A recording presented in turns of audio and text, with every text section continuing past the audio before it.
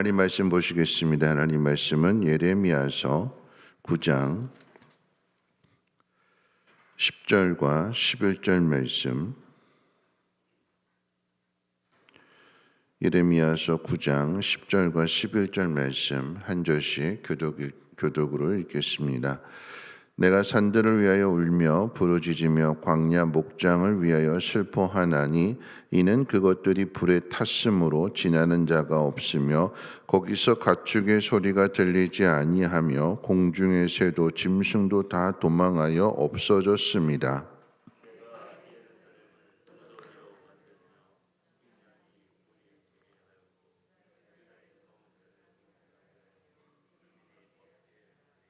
아멘. 오늘 말씀은 남유다의 멸망에 대한 모습인 거지요. 불에 탄 산과 목장 그리고 무더기와 승냥이의 굴이 된 예루살렘, 황폐화된 유다의 성읍들을 묘사하고 있습니다. 여러분 한번 우리 생각해 볼 때 우리의 신앙과 인격의 1순위가 뭘까요? 우리의 신앙과 인격에 갖추어야 할 성품 가운데 1순위가 뭘까요? 그것은 하나님 앞에서의 겸손한 마음입니다. 하나님은 교만한 자를 치시고 또한 미워하시며 겸손한 자를 기뻐하신다고 했습니다. 겸손한 사람의 마음에 하나님의 마음을 담아주십니다. 예레미야 선지자를 가리켜서 눈물의 선지자라고 이야기를 하는데 오늘 이 남유다의 황폐화된 그런 모습들을 보면서 그 가운데 하나님 말씀을 전하고 또 이스라엘 백성들의 불순종에 대하여 눈물을 흘리는 것이 예레미야 선지자의 사역의 핵심이잖아요. 하나님 말씀을 전하는데 듣지 않고 그래서 멸망을 당하게 되는 그들을 보면서 슬퍼하는 것, 그것이 예레미야 선지자의 사역의 핵심인데, 그런데 한번 생각해 봅니다. 남유다가 망하는 것을 이미 사역을 시작하면서부터 환상을 통해서 하나님께서 보여주시고 가르쳐 주셨어요. 이미 다 결정됐다라고 하면 굳이 그들에게 가서 하나님 말씀을 전하고 그 일로 인해서 매 맞고 감옥에 갇히고 사람들로부터 비난을 당하고 굳이 그 일을 해야 될까요? 이미 하나님이 다 결정해 놓으시고 망하게 될 걸 다 하셨는데, 그러면 이미 망할 사람들이라고 하면 그냥 대충 설렁설렁 아무리 해도 안 들을 건데 그러면서 대충 설렁설렁 해도 되지 않을까요? 예레미야는 그렇지 않다라고 하는 거죠. 비유한다면 왜 예레미야 선지자가 남유다의 모습들을 보면서 눈물을 흘리는가? 부모라고 한다면 아이가 아파서 죽게 되었을 때, 병을 앓고 있을 때 살릴 가망성이 단 1%가 있다면 그 1%에 자기의 목숨을 걸 수 있는 게 부모가 아닐까요? 의사 선생님들이 수술을 하게 되는데, 예를 들어서 뭐 진찰을 하고 막 해가지고 이제 하는데 살 가망성이 죽을 가망성보다 작다면, 그러니까 예를 뭐 1%, 10% 뭐 이렇게 된다면 의사 선생님들이 여기에다가 자기의 목숨을 걸까요? 살 가망성이 프로테이지가 높으면, 퍼센트가 높게 되면 거기에 어떤 희망을 걸고 이걸 잘하면 자기 명예를 높일 수 있고 자기 실력을 나타낼 수 있기 때문에 그 일을 하겠지만, 그런데 살 가망성이 적은데 10%밖에 안 되고 더군다나 만약에 1%라고 한다면 이 수술을 진행을 할까요? 괜히 이거 하자고 했다가 나중에 원망을 잘못돼서 원망을 자기가 다 뒤집어 써야 되는 것이고, 그런 거에 대해서 과연 이 사람들이 목숨을 걸 수 있을까요? 의사는 그렇게 안 합니다. 그런데 그 모든 것들을 감수하고서라도 정말 내가 책임질 테니까 단 1%만 있다면 한번 해봅시다라고 한다면 책임질 수 있는 사람, 그 모든 비난을 다 감수할 수 있는 사람이라고 한다면 그 사람은 진짜 의사가 맞는 거죠. 누가 이렇게 할 수 있는가? 단 1%의 희망에 대하여 자신의 모든 것을 걸 수 있는 누가 이 일을 할 수 있을까요? 부모밖에 없을 뿐. 내 자식을 살리는 그 일에 희망이 단 1%밖에 없다면, 그리고 그 일들로 인해서 내 생명을 걸어야 한다면 부모는 그 1%에, 자식을 살린다라고 하는 그 1%에 생명을 거는 것이 부모의 모습입니다. 예레미야의 마음이 그런 마음인 거죠. 망하는 게 맞아요. 자신이 복음을 전하면서 이 사람들이 받아들이는지 안 받아들이는지 전해보면 알잖아요. 그런데 그런 사람들에게 눈물을 흘려가면서 복음을 전한다라고 하는 것은 정말 이게 하나님의 마음이 아니고서는 할 수 없는 거지요. 더 중요한 것은 무엇이냐면 단 1%의 희망, 혹시라도 하나님께서 마음을 돌이키시지 않을까? 내가 하나님의 말씀을 듣고 하나님 말씀을 전하는 이 일로 인해서 환난을 당하고 핍박을 당하고 욕을 먹고 비난을 당한다 할지라도 혹시라도 하나님께서 긍휼히 여겨 주셔서 하나님의 마음을 돌이키시고 이들을 살려주시고 다시 회복시켜 주시지 않을까. 예레미야 선지자에게 있어서의 그 눈물의 의미는 하나님의 주권을 인정함과 동시에 하나님 앞에 모든 것들을 맡기고 하나님의 뜻을 따르는 눈물입니다. 내가 이것을 바라니까 이렇게 해주십시오. 하나님 마음을 돌이키셔서 이들을 용서해 주시고 다시 옛 그 영광을 다시 회복하게 해 주십시오. 거기에 대하여 눈물을 흘리고 하나님 앞에 간절하게 기도하는 것이 아니라 하나님 말씀을 전하고 하나님 뜻에 순종하면서 그 모습 가운데 안타까워하는데, 그런데 중요한 것은 무엇이냐면 주권이 하나님 앞에 있기 때문에 하나님의 긍휼을 구하며 예레미야는 예레미야로서의 최선을 다하는 일입니다. 비유하자면 이런 이야기예요.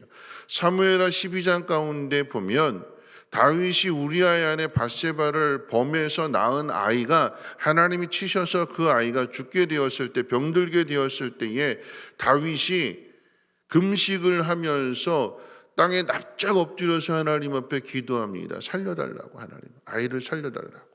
7일 동안 그렇게 했대요. 그런데 7일 만에 아이가 죽자 신하들이 다윗에게 차마 아이가 죽었다라고 하는 말을 전하지 못하고 웅성웅성거리고 있어요. 아이가 병들고 아이가 죽어가는 그 모습, 자기 때문에 당한 일인 것을 알기 때문에 다윗이 하나님의 긍휼을 구하고 간절히 아이를 살려달라고 기도하는 그 모습을 신하들이 누구보다도 옆에서 지켜봤기 때문에 차마 이 슬픈 소식을 전할 수 없게 되었을 때에 웅성웅성거리는, 수근거리는 그 모습을 보면서 다윗이 직감을 한 거야. 아, 죽었구나. 아이가 죽었구나. 하나님께서 그 생명을 거두어 가셨구나 하는 것을 직감하고는 다윗이 그때 일어난 한 행동이 무엇이냐면 땅에 납작 엎드리고 금식하고 그랬던 다윗이 일어나서 몸을 씻고 의복을 입고 하나님 전에 들어가서 경배하고 그리고 음식을 먹었대요.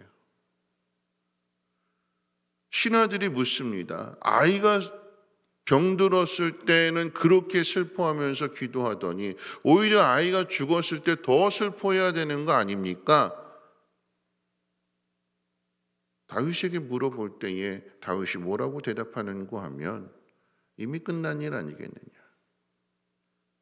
하나님이 생명을 거두어 가시는데 그가 나한테 다시 돌아올 수 없고 내가 그에게로 갈 뿐이다. 그러면서 그 일들로 인해서 더 이상 슬퍼하지 않는다. 왜 그럴까요? 하나님의 주권을 인정하는 거예요. 하나님이 하신 일이잖아요. 생명은 하나님 앞에 있는 것이기 때문에 나는 부모로서, 아비로서 하나님께서 긍휼을 베풀어 주셔서 아이를 살려주실 것을 간절히 요청하고 기도하지만, 그런데 주권은 하나님 앞에, 생명은 하나님 앞에 있는 것이기 때문에 하나님께서 그리하신 일들에 대하여 내가 거기에 대해서 슬퍼하거나 내가 거기에 대해서 원망하고 불평할 이유가 없다라고 하는 것, 이것이 다윗의 신앙이고 다윗의 마음이 되는 것입니다. 주장하지 않는 거예요. 내 생각이 이렇고 내 뜻이 이러니까 하나님 여기에 좀 맞춰주십시오. 하나님 이렇게 해주십시오. 주장하는 것이 아니라 하나님의 뜻을 구하는 것이고 그리고 그 뜻에 순종하는 것, 그것이 믿음입니다. 여러분, 지혜가 뭘까요? 지혜라고 하는 것은 듣는 마음이잖아요. 하나님 앞에 듣게 될 때에 그 하나님의 말씀에 순종함으로써 그 지혜가 나타나게 되는 거예요. 근데 우리는 자꾸 하나님 말씀을 듣고 하나님의 뜻에 순종하기보다는 내가 가지고 있는 생각들을 하나님 앞에 간절하게 때를 써서 받아내는 것들로 우리의 신앙을 생각하게 되는데 그게 아니라 하나님의 주권을 인정하는 거예요. 여러분, 다윗의 모습 속에서 그 사무엘하 12장 한번 가서 보십시오. 다윗이 어떻게 했나? 아이가 죽고 난 다음에, 아니 아이가 병들었을 때부터의 모습을 본다면 하나님 앞에 기도하는 거예요. 아이가 죽었을 때는 하나님 앞에 예배하고 그리고 나서 그 다음의 일들을 이루어가게 되는 것. 예레미야 선지자가 지금 그런 모습이에요. 여러분, 저는 오늘 말씀의 제목을 예레미야의 겸손이라고 잡았습니다. 겸손이 뭘까요? 자신을 낮추는 마음, 그리고 하나님을 높이는 마음이, 그것이 겸손입니다. 오늘 예레미야의 겸손이 어떻게 나타나는가? 눈물로 나타나요. 눈물. 자신의 힘으로 할 수 없는 일들에 대하여 슬퍼하면서 하나님 앞에 눈물. 여러분, 그런 의미에서 오늘 우리가 하나님 앞에 얼마나 눈물을 흘리고 있는가? 여러분, 주장이 강한 사람은 어떻게든지 자기 주장을 드러내서 자기 원하는 방향으로 이끌어가기 때문에 눈물을 흘리지 않아요. 그런데 예레미야 선지자는 하나님의 뜻 앞에서 슬퍼하면서 그 앞에서 기도하는 것. 겸손이 무엇이냐? 눈물이라고 이야기했다면 겸손은 기도하는 거예요. 하나님의 뜻을 구하는 거잖아요. 그게 기도예요. 겸손한 사람은 기도하는 거예요. 겸손한 사람은 눈물을 흘리는 거예요. 그리고 겸손한 사람은 상황이 어떤 상황이 되었든 하나님이 그 간절하게 아이를 살려달라고 기도했는데 하나님이 그 생명을 거두어 가셨다 할지라도 그 하나님 앞에 나아가 예배할 수 있는 게, 이게 겸손이에요. 근데 우리는 그렇지 않잖아요. 왜 하나님 데려가셨어요? 내가 그토록 기도했는데, 기도가 공로가 되어서 내가 이만큼 기도했는데, 내가 금식했는데 왜 하나님 내 소원 들어주지 않았어요? 원망하고 불평하고 하나님에 대해서 시험에 드는, 여러분, 이건 겸손이 아닙니다. 어떤 상황에서도, 시험이 들 만한 상황 속에서도 다윗은 옷을 입고 그리고 하나님 앞에 나아가 제일 먼저 하나님 앞에 나아가 예배를 드린 후에 다시 음식을 먹고 왕으로서의 일들을 이루어 갑니다. 여러분, 이게 겸손이에요. 오늘 저와 여러분들이 하나님 앞에서 구해야 될 것이 이 겸손의 마음입니다. 이 겸손의 마음을 가진 사람이 눈물을 흘리는 것이고 기도하게 되는 것이고 예배하게 되는 것이고 순종하게 되는 것. 그 모습이 하나님 마음에 합당한 모습이지요. 말씀을 맺으려고 합니다. 여러분, 예레미야 선지자, 이미 하나님께서 남유다를 멸망시키기로, 악한 행동들에 대해 멸망시키기로 작정한 일들에 대하여 내가 아무리 해도 하나님은 다 멸망시킬 건데 이미 다 결정난 일인데 내가 여기에 대해서 눈물을 흘리면서 최선을 다할 필요가 뭐 있는가? 매맞아가면서 일을 해야 될 필요가 무엇이 있는가? 단 1%의 하나님의 긍휼을 위해서 혹시라도 하나님께서 마음을 돌이키실까? 거기에 대하여 충성하면서 끝까지 그 길을 걸어갈 수 있는 것이, 그것이 겸손이라고 한다면 오늘 저와 여러분들도 이 시대에 대하여 또 하나님께서 정하신 그 일들에 대하여 하나님의 그 영광을, 하나님의 마음을 나타내기 위해서 겸손하게 눈물을 흘리고 기도하며 예배하며 순종하는 삶을 살아갈 수 있는 저와 여러분들 되시기를 주님의 이름으로 부탁을 드립니다. 우리 찬송가 364장 찬송 드리신 후에 함께 기도하겠습니다. 찬송가 364장, 통일 찬송가는 482장입니다. 내 기도하는 그 시간 그때가 가장 즐겁다. 이 세상 근심 걱정에 얽매인 나를 부르사 내 진정 소원 주 앞에 낱낱이 바로 아뢰어 큰 불행 당해 슬플 때 나 위로 받게 하시네. 내 기도하는 그 시간 내게는 가장 귀하다. 저 광야 같은 세상을 끝없이 방황하면서 위태한 길로 나갈 때 주께서 나를 이끌어 그 보좌 앞에 나가 그는 해 받게 하시네. 내 기도하는 그 시간 그때가 가장 즐겁다. 이때 꽃이 연 큰 죄로 내 마음 심히 아파도 짠마음으로 뉘우쳐 다 숨김없이 아뢰면 주 나를 위해 복 주사 새 은혜 부어 주시네. 내 기도하는 그 시간 그때가 가장 즐겁다. 주 세상에서 일찍이 저요라 한 곳 피하여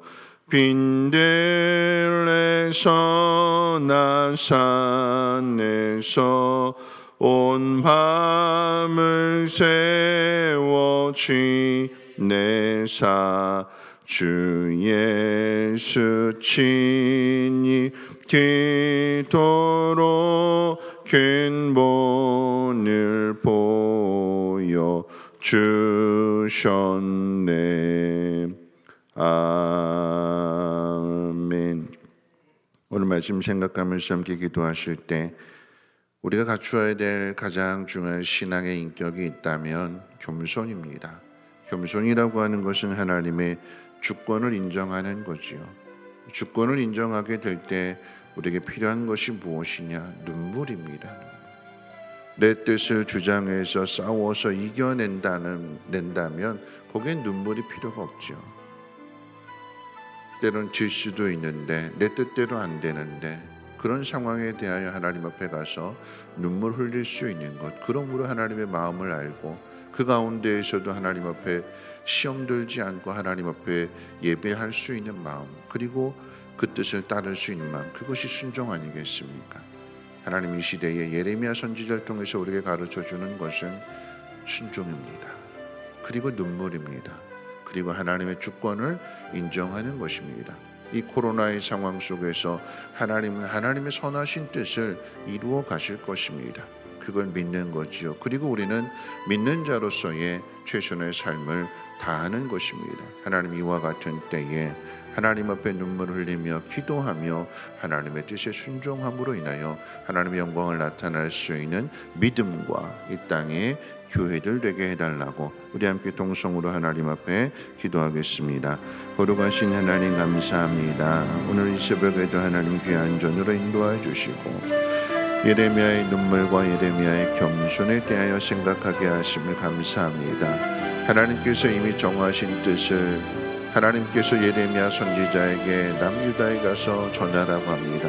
망하는 것이 결정되었는데 하나님 그럼에도 불구하고 하나님 눈물을 흘리며 최선을 다하여 전하는 매 맞으며 감옥에 갇히면서도 하나님의 뜻을 전하는 예레미야 선지자의 그 겸손을 하나님 오늘 우리가 배우게 하옵소서. 하나님의 주권입니다. 혹시라도 하나님께서 마음을 돌이키시고 저들을 긍휼히 여기사 저들을 구원해 주시고 회복시켜 주신다면 그 하나님의 그 주권에 대하여 예레미야 선지자는 간절하게 기도하면서 하나님 앞에 또 사람들 앞에서 눈물을 흘리며 그 사명을 이어갑니다. 하나님 이 시대에 하나님 코로나로 인하여 교회가 욕을 먹고 그리스도인들이 욕을 먹는 이 시대에 하나님 우리가 눈물을 흘리며 하나님 앞에 기도하게 하여 주시고 하나님의 마음을 세상 가운데 잘 전할 수 있는 믿음의 사람들이 되어지게 도와주시옵소서. 하나님 내 마음대로 내 뜻대로 내가 생각한 대로 모든 것들을 이루어가는 것이 아니라 겸손하게 하나님의 뜻을 구하며 그 뜻에 순종하며 그 하나님을 예배하며 그 하나님 앞에 기도할 수 있는 우리 모두가 되어지게 도와주시옵소서. 하나님 하나만 생각함으로 인하여 하나님 우리가 눈물을 잊어버리고 기도를 잊어버리고 예배를 잊어버리고 순종을 잊어버리고 있지는 않는지 하나님 우리 자신을 돌아보면서 하나님의 주권을 인정하며 하나님의 뜻대로 하나님의 계획하신 대로 우리가 함께 동행하며 살아갈 수 있도록 주여 은혜를 베풀어 주시고 이 코로나 때에 하나님 이 땅의 교회들이 다시금 정결하여지며 새로워지며 하나님의 말씀을 이 땅 가운데 바르게 잘 전하여서 영혼을 구원하며 제자를 삼으며 하나님의 나라를 이루어갈 수 있는 이 땅의 교회들이 되어지게 도와주시옵소서.